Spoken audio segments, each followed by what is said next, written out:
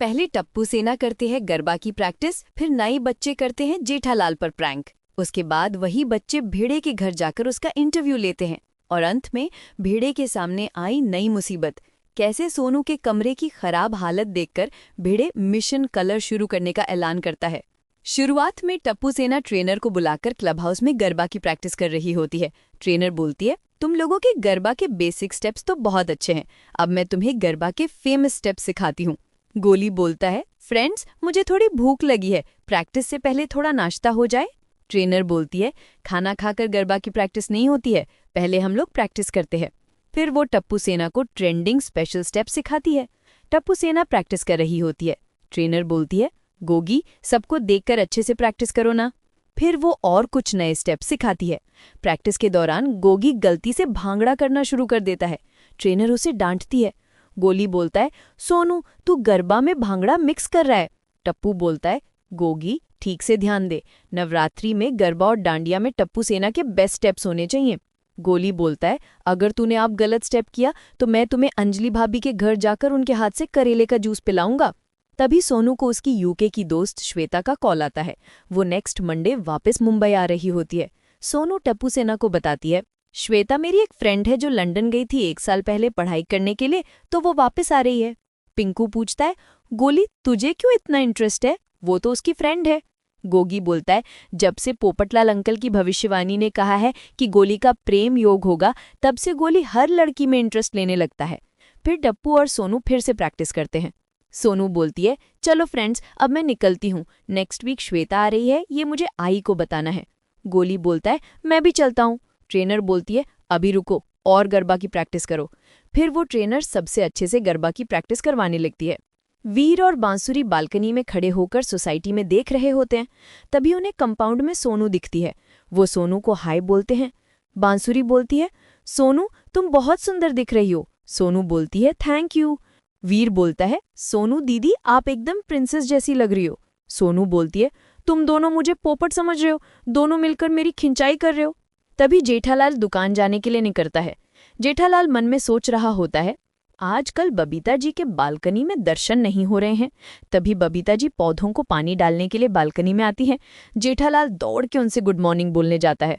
बबीता जी बोलती हैं, और वैसे चल के बोलते तभी चलता जेठा जी। जेठालाल बोलता है, बबीता जी मैं अभी आपके बारे में सोच रहा था, तभी आपकी बालकनी में दर्शन हो गए। अच्छा क्या सोच रहे थे आप? अगर बालकनी में आपके दर्शन हो जाते तो बहुत अच्छा होता। जब भी दुकान जाते जाते मुझे आपके बालकनी में दर्शन हुए हैं ना, मेरा पूरा दिन इतना अच्छा गया कि पूछिए मत। बबीता जी बोलती हैं, क्या जेठा जी कुछ भी। बबीता जी जेठालाल से बात ही कर रही होती हैं। तभी वीर निशाना लगाकर जेठालाल को कुछ फेंक कर मारता है और वो दोनों बच्चे छुप जाते हैं। बबीता जी उसे इशारा करके बताती हैं। जेठालाल उन बच्चों की बालकनी के नीचे जाकर उन्हें पकड़ लेता है। वो बच्चे डरकर अंदर भाग जाते हैं। तब तक बबीता जी अंदर चली जाती हैं और अय्यर बाहर आ जाता है। जेठालाल पूछता है, बबीता जी कहाँ गई? अय्यर बोलता है, उसके फ्रेंड का फोन आया है तो वो बात कर रही है। जेठालाल बोलता है, बबीता जी को बुलाइए, उन्हें मुझसे कुछ काम है। अय्यर बोलता है, किसने बोला? जेठालाल बोलता है, बबीता जी ने। अय्यर बोलता है, तुम निकलो, मैं बबीता जी को बोलता हूँ तुम्हें कॉल करने के लिए। जेठालाल बोलता है, आज आपको ऑफिस नहीं जाना है, चलिए मैं आपको छोड़ देता हूँ। अय्यर बोलता है, मेरे पास कार है, मैं आज तुमको नहीं छोड़ सकता, मुझे ऑफिस के काम से बाहर जाना है। जेठालाल मन में सोचता है, बबीता जी को मुझसे क्या काम होगा, वीर और बांसुरी की वजह से बेचारी मुझसे कह नहीं पाई। तभी जेठालाल को अब्दुल मिलता है। जेठालाल बच्चों की शरारत के बारे में अब्दुल को बताता है। बिंजोला परिवार में रूपा ने कचौरी बनाई हुई होती है। रतन बोलता है, जल्दी जल्दी नाश्ता दे दे। रूपा बोलती है, पहले फॉलोअर्स को बता दूं। रतन उससे फोन छीनने लगता है। रूपा बोलती है, मेरे फॉलोअर्स को जानना होता है मैंने सुबह सुबह नाश्ते में क्या बनाया है। रतन बोलता है, मुझे दुकान के लिए लेट हो रहा है, बस दे दे जल्दी से कुछ खाने के लिए। वीर और बांसुरी भी डाइनिंग टेबल पर बैठे हुए होते हैं। रूपा सबके लिए नाश्ता परोसती है। नाश्ते के बाद रतन बोलता है, मैं दुकान जाता हूँ। रूपा बोलती है, जल्दी घर आ जाना। रतन बोलता है, आज नहीं, त्योहार का समय है, ग्राहकी ज्यादा होती है, नया स्टॉक आया है दुकान में, नई साड़ी, नया ड्रेस मटेरियल। रूपा बोलती है, मेरे लिए साड़ी लाना भूलना नहीं।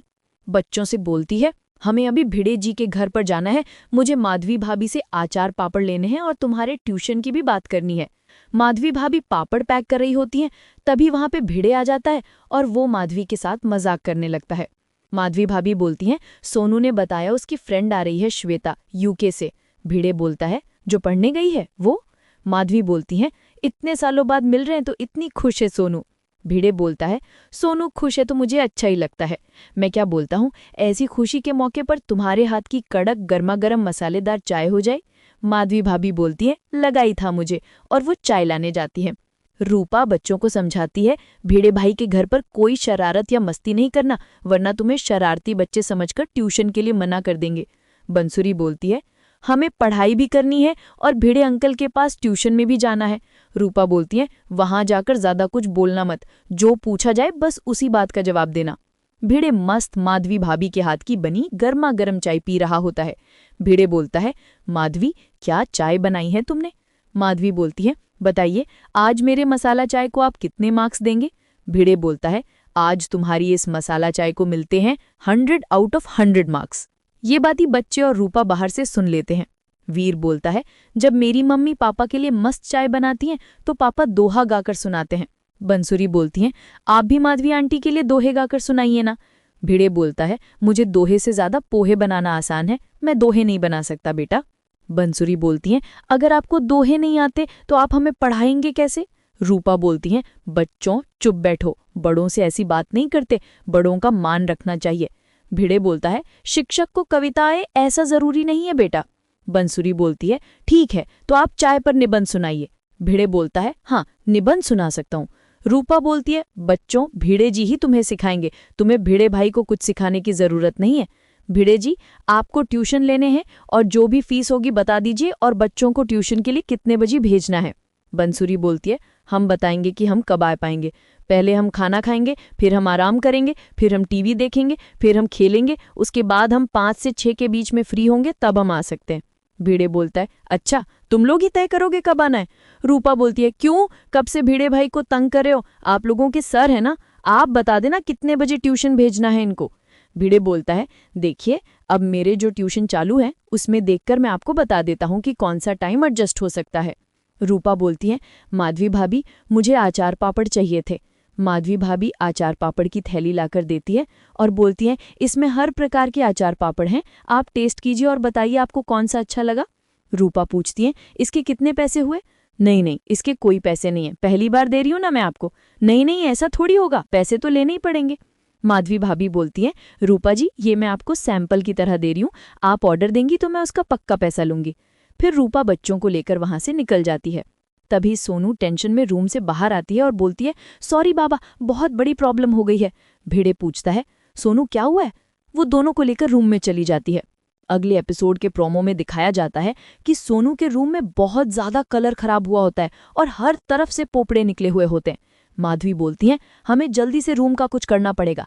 भिड़े बोलता है, कल करे सो आज कर, आज करे सो अब, चलो तो मैं आत्माराम तुकाराम भिड़े।